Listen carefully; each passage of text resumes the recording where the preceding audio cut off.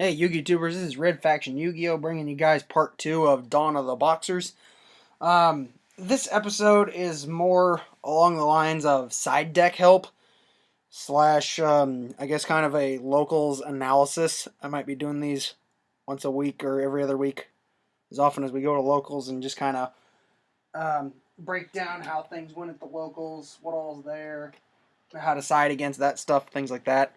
Um, from what I've gathered of our locals, based on what I've seen, the majority of the decks there are usually blue eyes. That's literally no exaggeration. The majority of decks I faced the last time I was there were blue eyes decks. Granted, there are a few others because the area we're in is not as competitive, so it's more of the like tier 2 competitive budget decks. So there were some others. There have been a couple Black Wings. There's been a Harpy player, a Constellar player, a Six Sam player, a couple Evil players, and that's not evil, Evil, like Evil's ours.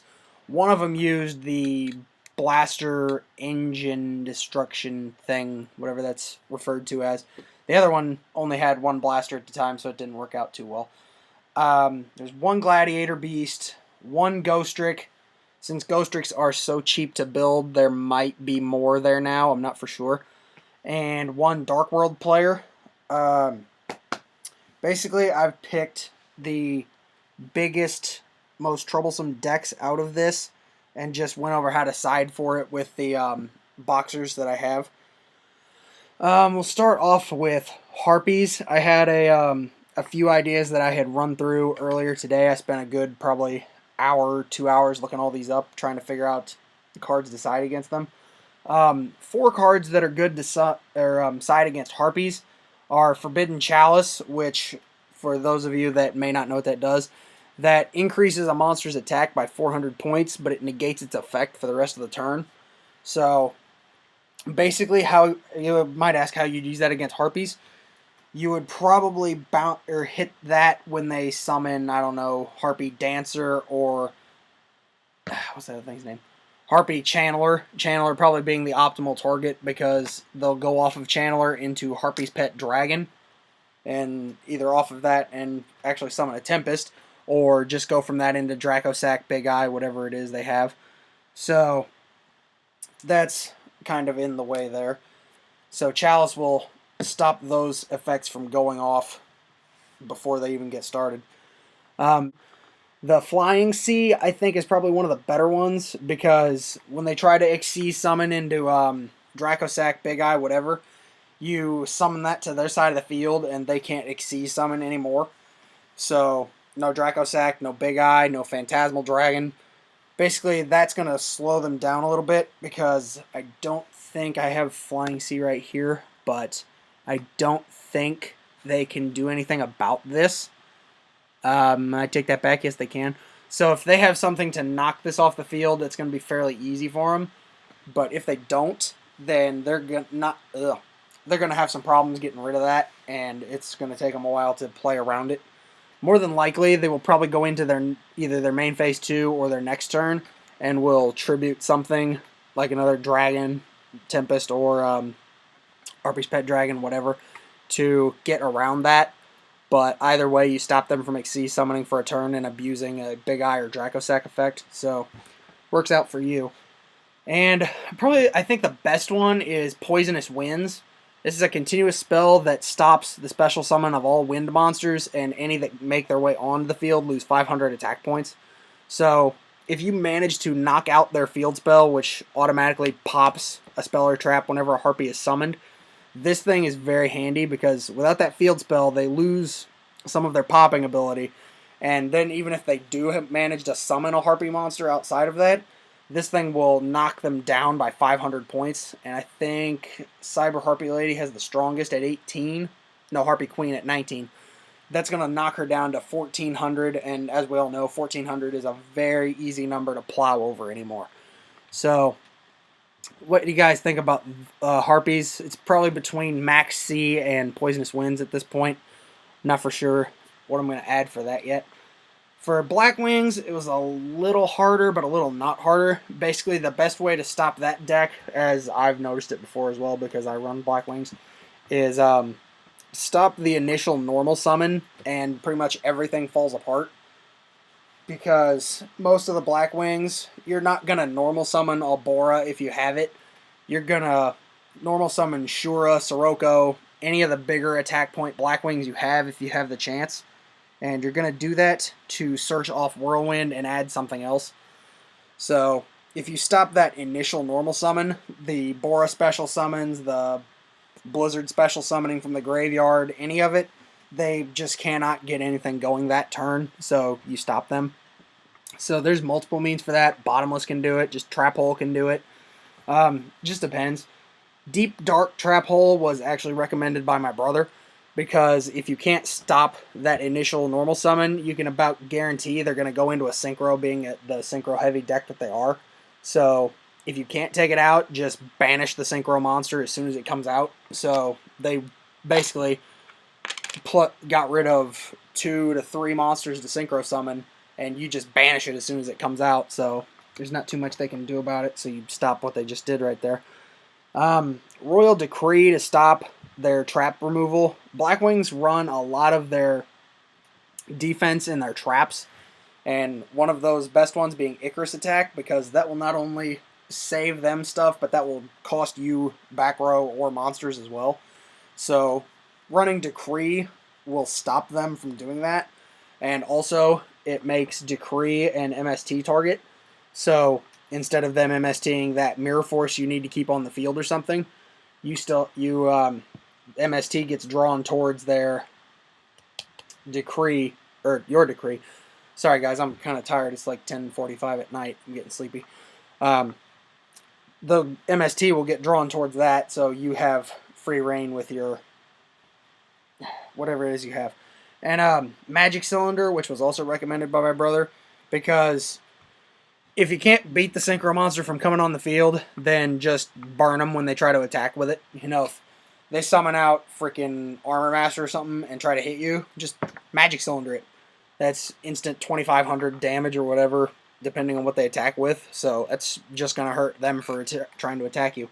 So the Magic Cylinders right now are actually mained, so Decrees might be making their way into my side deck. I'm not for sure yet. Blue Eyes, I'm not for sure what I should side against them, because they're relatively easy to go around depending on what's going on.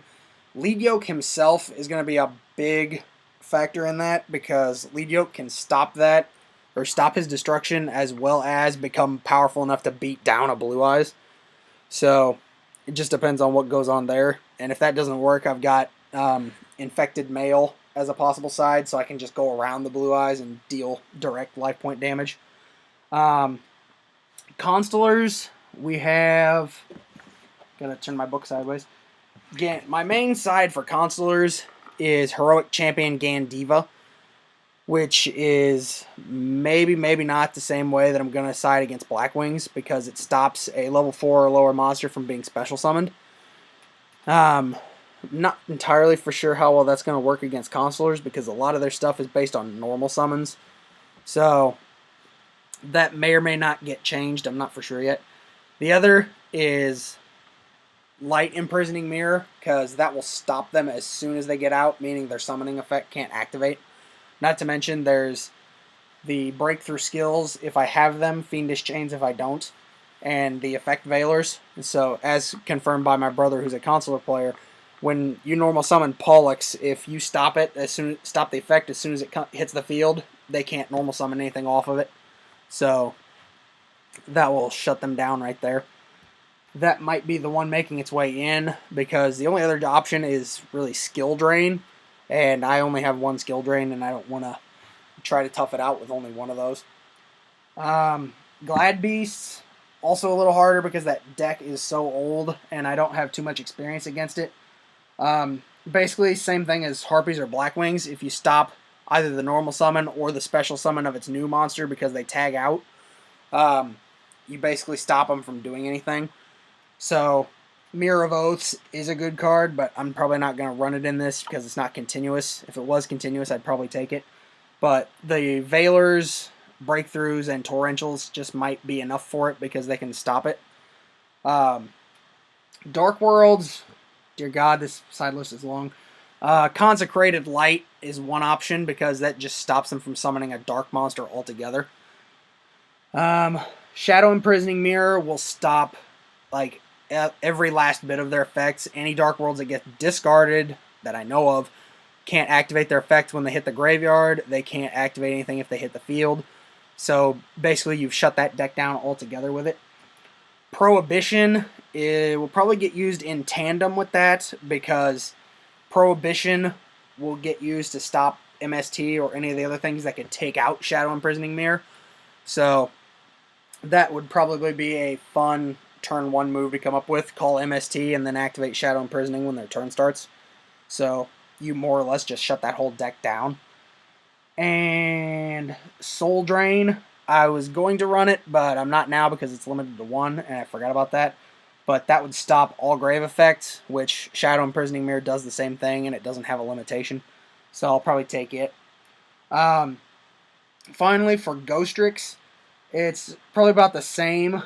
The Curse Seal of the Forbidden Spells come in handy, because without their field spells, Ghostrix can't do very much. So if you play your Curse Seal right with 13 spell cards, I probably will get it right. If you knock out their field spell early game, they're going to struggle for the rest of the game, and it'll probably be a miracle if they actually can beat you down without it. And even then, they're probably not actually going to beat you down. They will probably have stalled you to the point you deck out. So, it should work pretty well for it. Light of Intervention is also a good card if you top deck this against them. They can't normal summon one because they don't have a Ghostrick, and they can't set it because monsters can't be set. So you basically stop them from summoning any Ghostricks at all to the field. Photon Wyvern, which isn't pictured here, but it's a good one. Just tribute summon it, flip summon it, whatever, and it'll destroy all set cards your opponent controls, which in Ghostrix, that is pretty much all of them, except for Alucard, maybe Stein if you want to leave it up. So, Wyvern, possible, don't know yet. And Chain, I thought was Chain Destruction, but it's not, it's Chain Disappearance. When a monster with 1,000 or less attack is summoned, banish that, and then your opponent has to banish all cards with the same name as that from their hand and deck. This is very effective if you manage to hit a Jiangshi with it, like early on in the duel, because Jiangshi is their main searcher, and if you Chain Disappearance Jiangshi, you know, that's all 3 copies of their searcher are out for the rest of the duel, so there's not too much they can do about it. So with Jiangshi gone and their field spell gone, if you play it right, you slow the deck down immensely. And if another one of these goes off and hits Ghostrix Spectre, that hits them even harder because they lose Spectre, who is A, free special summon to stay in the way of an attack, and B, he lets them draw a card. So that slows them down even more. That's pretty much all I got for you guys. Still thinking about Spiritual Fire Art Kurenai. I'm still thinking of plays for it. I'm not for sure what I'm going to do. It just depends on what kind of situations arise. I mean, I'll probably keep it in mind and just run without it. See what happens after locals. Give you guys a recap. So, if you guys would, give me some opinions on this. What do you think I should side based on the decks that are in our area? I'll run through those again. That's Harpies, Blackwings, Blue Eyes, Constellars, Gladiator Beasts, Ghostrix, and Dark Worlds. There are Samurai and a few other just random rogue decks out there, but they can't stop Boxers very well. Samurai themselves could give them a problem, but at the same time, they couldn't because Samurai are vulnerable to big attack point monsters. So knock them out fast with those, and there's not too much they can do. I'm running my video time up, so I'll put this down in the bottom for you guys. Thanks for watching. Red Faction Yu-Gi-Oh! Of Team Duelist Republic. Catch you all later, guys. Peace.